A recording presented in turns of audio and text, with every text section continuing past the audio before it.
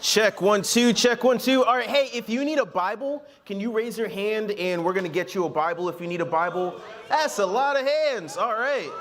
That's a lot of hands. All right, so we're gonna work on that. Just keep your hands up. This is gonna be like the plank challenge. Your hand's gonna be in the air for about 10 minutes. So just keep your hand up. Thank you. Just keep it, I promise it's gonna be worth it in the end. Push through the pain. I'm so proud of you. You're doing so great. Can we keep these?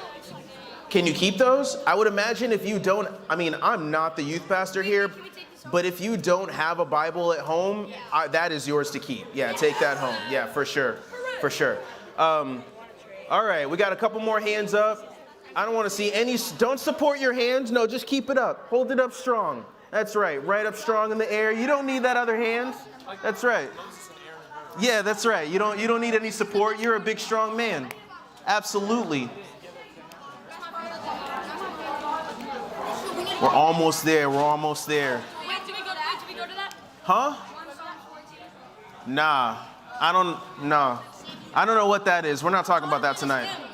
No, I agree. Jonathan is him, but that's not even what we're really talking about today. So, that's misleading. Don't go to 1 Samuel 14. All right. Are you Mike? My name's Mike. Oh, wait, so you're the pastor? Are you filling in? I'm filling in. Yeah. Where are you from? Hello. Hey, so, Where are you from? Shh.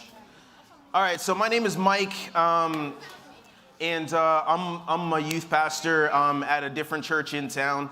And so every couple of years I get to come and hang out with you guys at Cornerstone, and this is my annual. I will not be taking questions at this time. Please put your hand down. Thank you so much. Okay, so every once in a couple of years I get to come and hang out with you guys, and so this is my time with you guys. So if you haven't seen me before or met me before, then you weren't in middle school or you didn't go to summer camp a couple of years ago. But I have a tendency again to come and hang out with middle school at Cornerstone every once in a while. I want you to go to 1 Peter. I'm not going to tell you the chapter. We'll figure it out later. Okay, but I want you to go to 1 Peter. If you don't know where 1 Peter is in your Bible, it's kind of toward the back of the Bible. That's where we're going. While you're turning there, I need to tell you a story. Okay, so a couple of weeks ago, I'm in an adult small group, and a couple of weeks ago, me and the guys from our adult small group, we decided that we were going to go paintballing. Now, here's the deal. If you've been paintballing before, you know that it's a good time. And not only is it a good time, but it is a time to show the people that you go paintballing with that you're better than them. And that's what this was for me. I was so excited because these are people from my small group, and me and these guys hang out and we talk about Jesus, but hanging out and sitting in a circle and talking about Jesus, you don't really get the opportunity to show everyone, like I didn't get the opportunity to show everyone how much more athletic than them I am. And paintballing was my chance to show these guys that I had been studying the Bible with and praying and, Jesus-y stuff. That's great. But I need to show you that I'm better than you in all things sports, and this was my chance to do that. So we decided to go paintballing. Now, here's a couple problems, okay? Number one, we went paintballing in like mid-January. It's kind of cold in mid-January, and it was like the coldest day in January. It was like 9 degrees outside. So that was fun. That was really fun. It actually started snowing a little bit while we were out there. So that was tough. But I was really excited because I was going to show them how much more athletic than them I was. This was my chance to show that side of myself. So we're out there, we're paintballing, and we're about 3 rounds in, okay? Now, round 3, I'm gonna tell you what happened, okay? Because it wasn't really even my fault, okay? Something bad happened, it wasn't really my fault. I knew round 3, I gotta take off, I gotta get down the hill because I gotta lock it, I gotta get down the hill because I gotta get down the hill because that's where I need to be, that's my spot, so I could flank the other team on the other side. So I knew I was gonna have to be fast out the gate. So the referee's like, 3, 2, 1, go, right? And I book it out the gate. But the thing is, there must have been like a tree stump or a root or a moose or something on the ground in front of me because I took one step and then tumbled, like not like fell a little bit, but like tumbled like down the hill where I was supposed to be going. But again, I'm an athlete. So I rolled through the tumble and kept going. It looked dope. I hope. So I get to the spot where I'm supposed to go. There's like a bunch of little logs stacked or whatever. And so I'm hiding behind that. And I'm like, made it quick too. And I look down, I'm like getting ready to light somebody up because they're still slow, lumbering their way down. I'm like, I'm gonna turn the corner right here and I'm gonna snipe headshot right there, easy. And so I go to turn and I shoot and I hear like that. You know how a paintball doesn't sound like that? So if it makes that noise, that's not good. So I look down and I realize my hopper is open.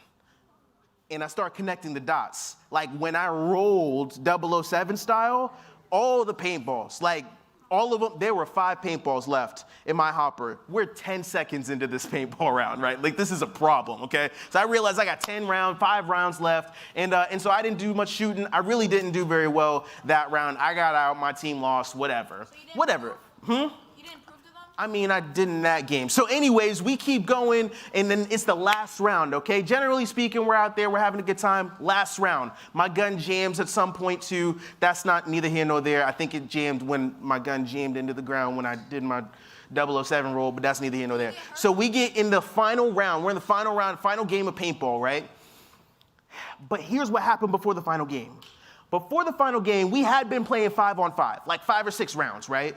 We had been playing 5-on-5. Well, like 10 more people showed up to join the group that we were part of for paintball. And so the referee, the dudes who were running the paintball event, who worked there, they were like, all right, bet, let's like mix up teams or whatever. We'll just like mix up teams to accommodate these new people. Well, I've been playing against those 5 dudes, like these specific 5 dudes with the dudes from my small group. I'm on their team. And then you got these other random 5 dudes who showed up and we're playing against them. And now all of a sudden, some of those dudes are on my team. So you can appreciate that any confusion that may have happened in the final round wasn't even really my fault. But anyways, here's what happens. We go to the final round, and I'm on like the right side of the field. So y'all are facing this way. So I'm on the right side of the field, okay?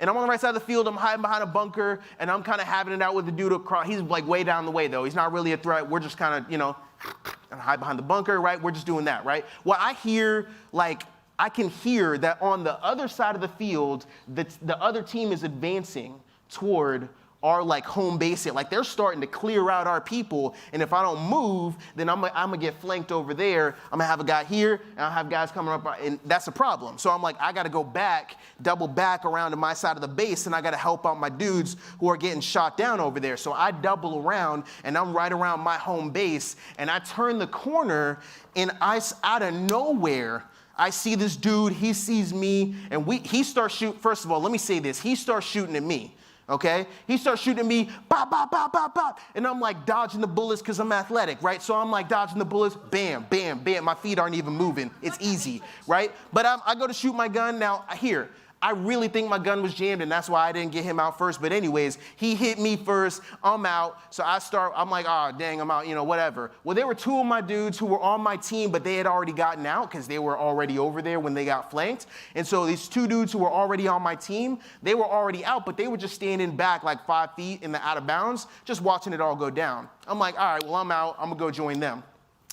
But so I go to turn to go to join them, and I swear to you, I don't know what it is about Hogback Mountain paintball, but there was another friggin' moose on the ground because I tumble backwards, and it wasn't like a graceful roll through it fall. This was like a gun up in the air, hands up in the air, feet up in the air, and I fall just back, like in slow motion too. Like, it was a problem because all these mooses everywhere. And so anyways, I'm out here and I fall and I get up a couple seconds later, and I thought I was gonna die, but I was fine. And so I get up and I go to join them, and the one dude is kind of giggling over the fact that I just absolutely ate it in front of him. But the other dude on my team is not laughing. He is doubled over like that. And I'm like, what's this guy's problem? And the dude on my team who's laughing, he's like, oh yeah, when you fell, your gun went off. And you shot him where from like 5 feet away. This is why we're having And I was like, yo, that's not really my fault. Like, that's the gun's fault. That the gun net was jammed the whole time I was out there, but then I get out, all of a sudden the gun works really well. That's not my problem. And so...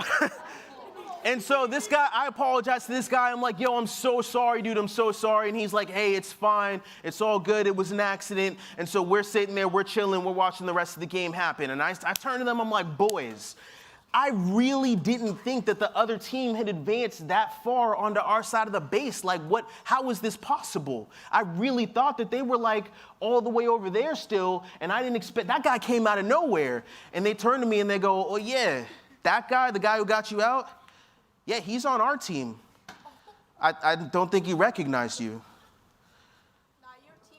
I was like, are you kidding me right now? Like, that was the last game, and I got out by someone who's on my own team. But I didn't even notice he was on. Anyways, it was ridiculous. It was absurd. So, here's the moral of that story. The moral of that story is, I didn't show everyone in my small group how much more athletic than them I am. It didn't happen. I was the worst at paintball, and it wasn't that close. I was hilariously bad at paintball, actually. We laughed a lot about the ridiculous series of events that happened in that last round of paintball, and the rounds before that, too, actually. And so despite the fact that I was mildly embarrassed, though, about being so bad at paintball, I had to admit that me eating it and me like being real bad at paintball actually wound up being kind of a good thing, because while I didn't show my boys that I was more athletic than them or that I was cool or that I was smooth, I did show them that I was real and that I was human and that I could laugh at myself. And I bet you've probably been in a scenario like that before. Your own version of my paintball story, where you wanted to present yourself a certain way. You wanted to present yourself as cool and as smooth to your crush, but the second that you opened your mouth to say something smooth to your crush, all that came out was, right? Like, okay, well, now you didn't come off the way you wanted to, right? Like, I bet there are some of you who you want to come off as like really confident and like really unique, right? You want to come off as like, yeah, you're someone, bring it back. You want to come off as someone who's like really unique and really confident, but every time you open your mouth, you go to say something that you think is going to be unique and confident, and you wind up saying something basic, and everyone's like, yeah, duh, right? Like you want to present yourself a certain way, and then when you don't, and you're not able to present yourself that way, you wind up feeling disappointed, you wind up feeling like a failure, and it reflects negatively on you. And so I don't think that this is a bad thing. In fact, I think especially in middle school, this is a really normal thing. But I'm just wondering, for those of us who are trying real hard to present ourselves a certain way, to showcase only a certain confident, smooth, athletic, intelligent part of ourselves to everybody else, I'm just wondering if there's a better way. So we're going to 1 Peter, and in 1 Peter, the reason that we're going to 1 Peter is because Peter knew exactly what it was like to try to present himself a certain way. Like, if you've ever had a person in the friend group who's trying too hard always, the person in the 12 disciples, like that was Peter. That was his role in the 12 disciples. Dude was always doing the most. He was always trying so hard to impress Jesus, to present himself as confident, to present himself as the most holy, as the most intelligent. Like Peter was that guy who was always doing the most and presenting himself. And the ironic thing is that when you look at the one disciple who wound up being a chicken in the moment that mattered most, it was Peter. Peter was the dude who, like, the soldiers come to arrest Jesus, and then some people start pointing at Peter. And Peter winds up being the dude who's like, I don't know him, I don't know, I've never seen, right? Like, the dude who's always trying to front, like trying to fake, trying to pretend like he's super confident, super like unique, he's the best, right? But when the moment comes, Peter was not that guy.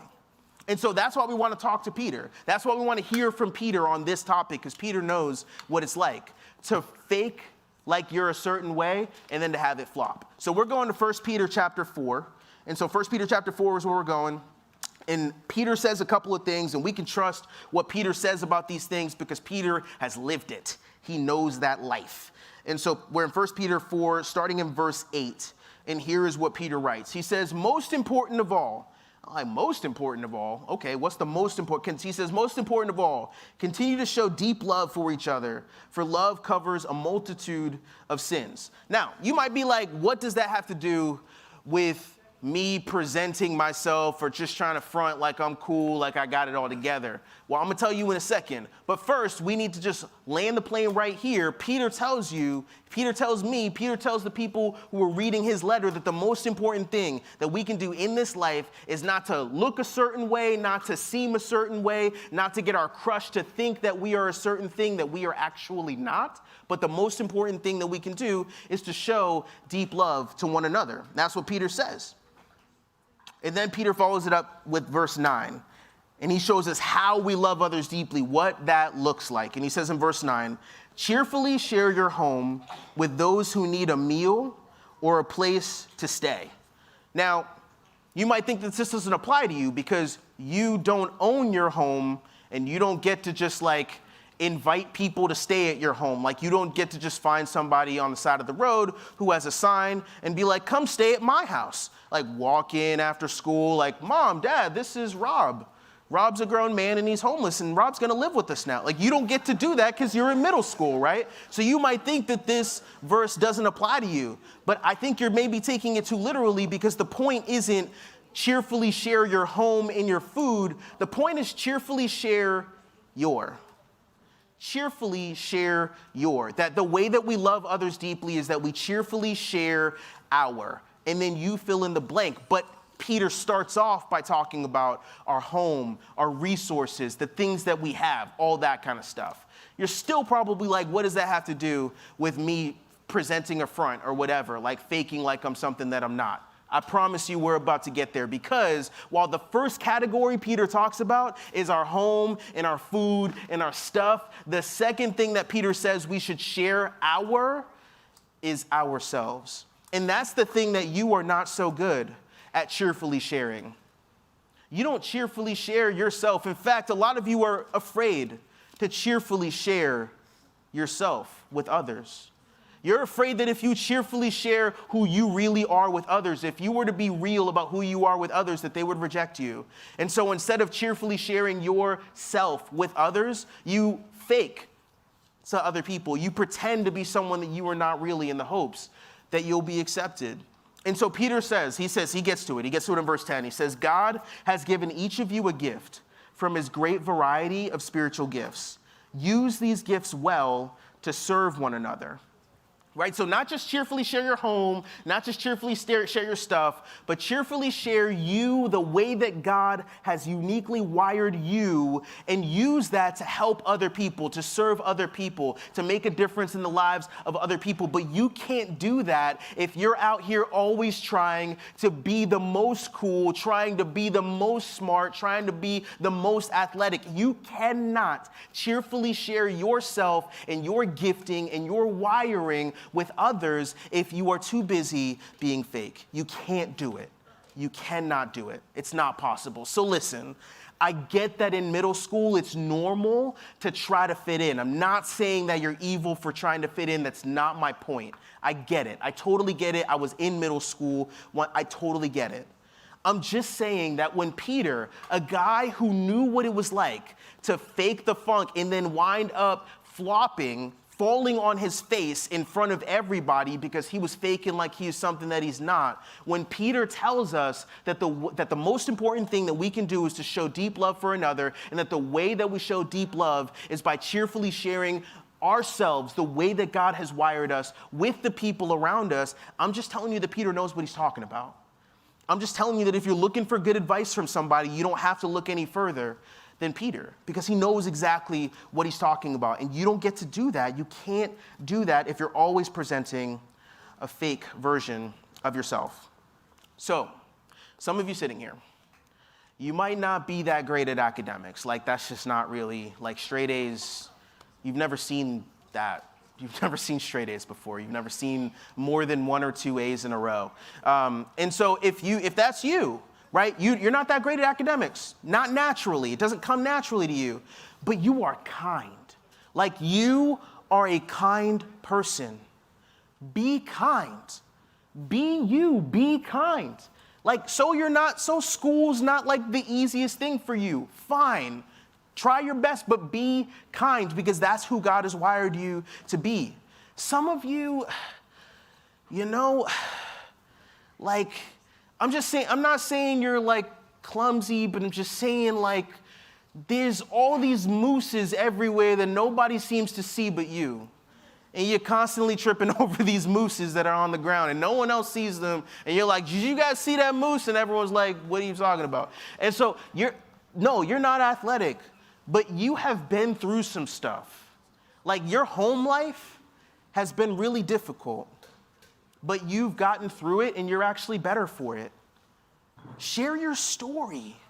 Like be real with people about that stuff. Because that's stuff that's given to you from God so that you can benefit others. Cheerfully share your wisdom, your wiring, your gifts with the people around you. This is what God is calling us to do. And let me tell you something. There is nothing more brave and more courageous than being the person that God has called you to be. You want to talk about guts? I think everybody who decided they were going to do the plank challenge, I think you got guts. I thought about doing it and I was like, no. So if you did that, you got guts. Okay, there is nothing in life that takes more guts than being the person God has called you to be. But I promise you, when you do that, when you cheerfully share yourself with others, you're going to discover that other people are better for it, and so are you. And in case you need just one more reason why you should do this, the most important reason why you should cheerfully share your wiring and your gifting with the people around you is because cheerfully sharing himself, the fullness of himself with others for our benefit is exactly what God did when he became human and he lived on earth. That is exactly what God did. God in heaven, invisible, can't be seen by nobody, okay, decided that he was going to become a human being and experience humanity with us so that he could cheerfully share the fullness of who he is with us and express that ultimately on the cross. This is what Jesus has done for us. So if you're someone who's like thinking about Christianity, or you consider yourself a Christian, or you're trying to figure out if you're a Christian, I'm telling you, there is, if you are looking to be more like Jesus, then be the person God has created you to be. And when you do that, you are living out the gospel to others around you. You are reflecting the gospel because you are doing for others what Jesus has done for you. And ultimately, it will be for their benefit, and it will be for God's glory. So let me pray for us, and then you guys can move on to what's next. God, thank you so much for these students. Thank you for their bravery. Thank you for their abs and their willingness to flex them for minutes at a time. God, I pray that you would show them who they are. I feel like there's probably a lot of guys in the room who are still trying to figure out who they are. But God, I pray that you would show them. And then I pray that when they discover who they are, they would share that with others. That they wouldn't be shy, they wouldn't be chicken, they wouldn't be fake. Like they would be willing to be themselves and to share their gifts and their wiring with the world around them. And that when they do that, others would feel your love, God. That they would be drawn closer to you because they see that there's something different about this kid who is living authentically. I pray that everyone in the room would be that. And I pray that you would help us. It's in Jesus' name I pray. Amen.